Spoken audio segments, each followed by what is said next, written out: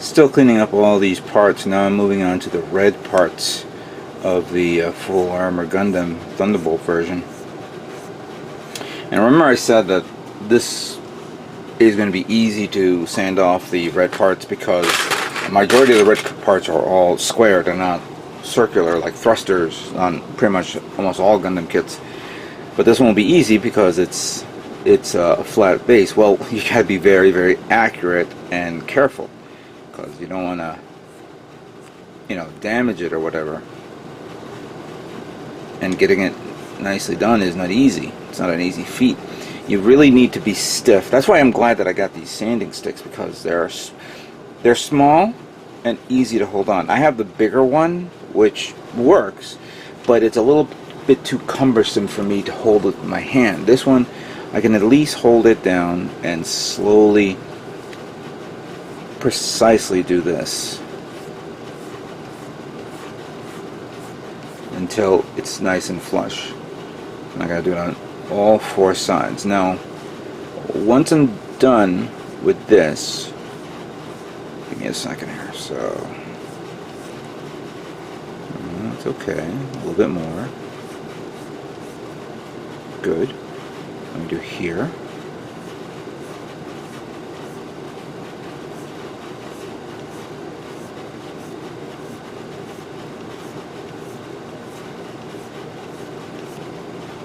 Alright, I believe that's done, but let me just give it a little bit more.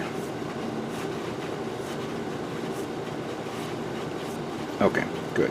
Now, I have two of these. Actually, a long time ago, I purchased these guys. This is from Steve International. I bought three of these. I had a 400 grit, 600 grit, 800 grit. Now, I was using the 800 grit to smoothing it down, but I found my 600 grit. So I'm just going to lightly pass here to smooth it out a bit.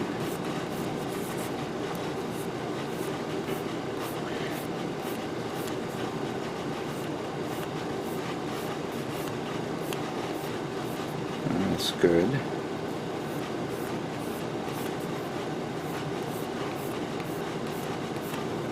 Now I move on to the 800 grit. Just really smooth it down.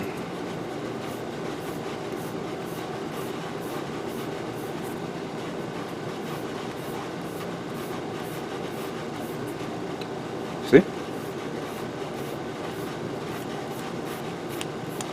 I could probably go 1,000, but I'm going to leave it the way it is for now. And then I got to review them because obviously you see that little notch there. But I don't have my... Actually, no, I do. I just pulled it out just a moment ago. Where the hell is it? I'm referring to the sticky tacks. Because the sticky tack that I had, you can actually do an impression on it. Damn it, I know I had this here somewhere. You can put a little bit of an impression on the part so you can tell if a little bit of the... if it's either smooth or a bit of the tack went into the hole or impression, then that could tell you whether it was smooth or not. Here we go. I know it. No, that ain't it. Shit. I was just looking for something and I found it, and now I have to find this one now. Alright, never mind. I'll look for it later. So this is done. So I have a lot of these parts that I gotta go meticulously each and every one. Now this small one I don't think I'm gonna have to worry about, but I'll give it one pass here and one pass there because I believe I'm gonna put this here. I believe that small part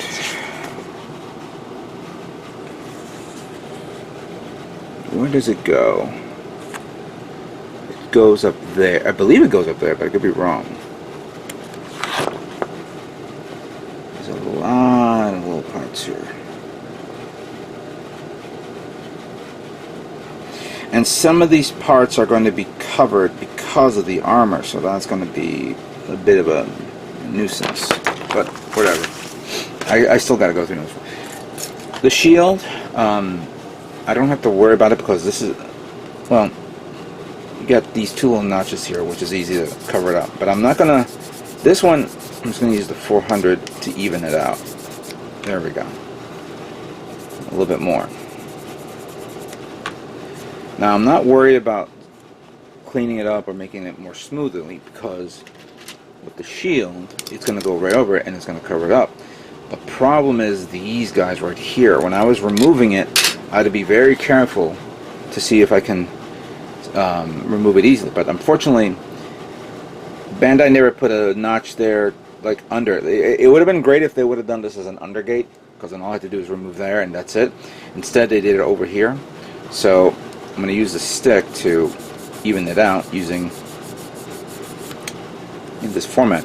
And I'll tell you something, it's always great to get like a rigid sanding stick. That way it's nice and flush to the part, something like what I'm doing right here. Then we move on to a part like this, sanding stick like this.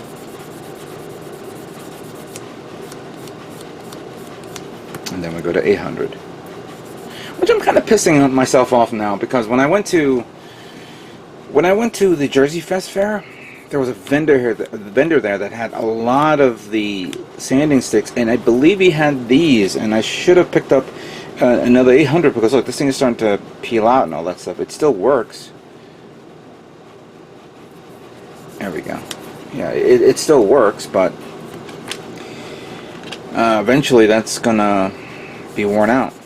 So yeah, this is going to be a lot of work for me to do. I'm still working on this. Oh, and eventually, once I'm done, I'm going to get the reversible tape and put it all over here for all these small parts, because they cannot go on trees. Or I don't know if I can swing toothpicks, but yeah. So, moving right along.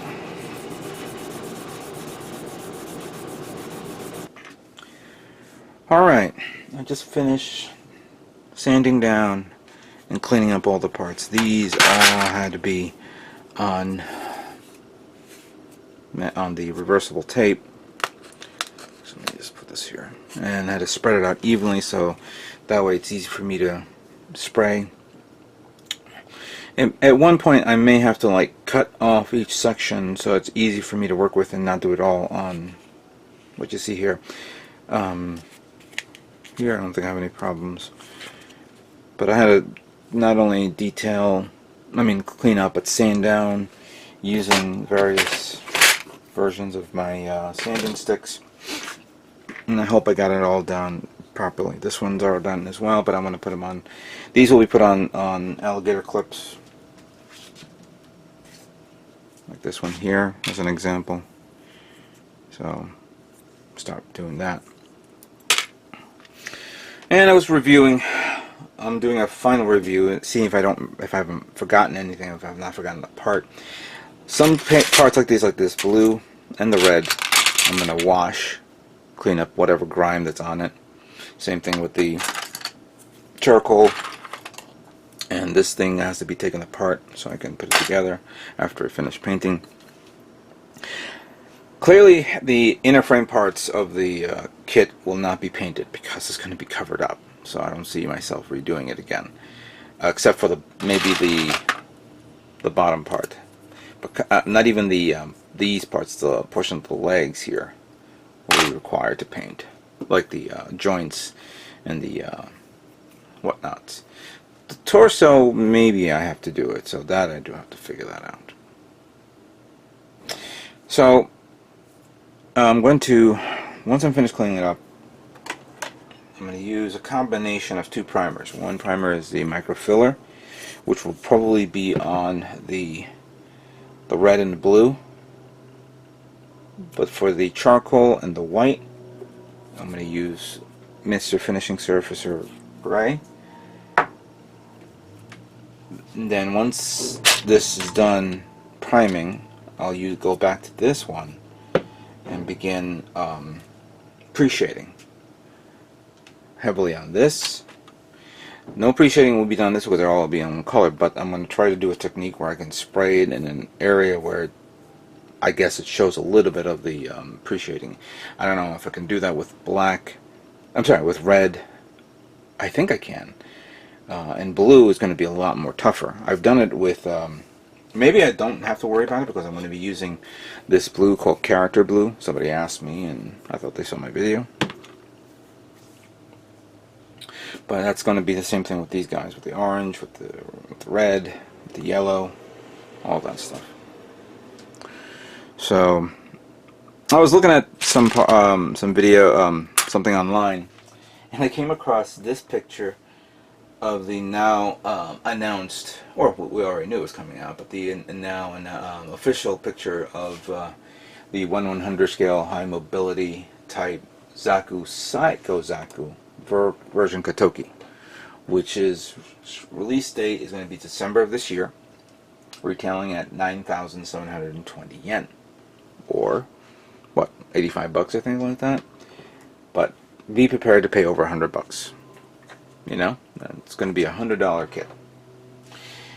And I was laughing at myself, saying, "Oh my God, this is so ridiculous! Look how big it is. Not in height or width, but in length and of course girth."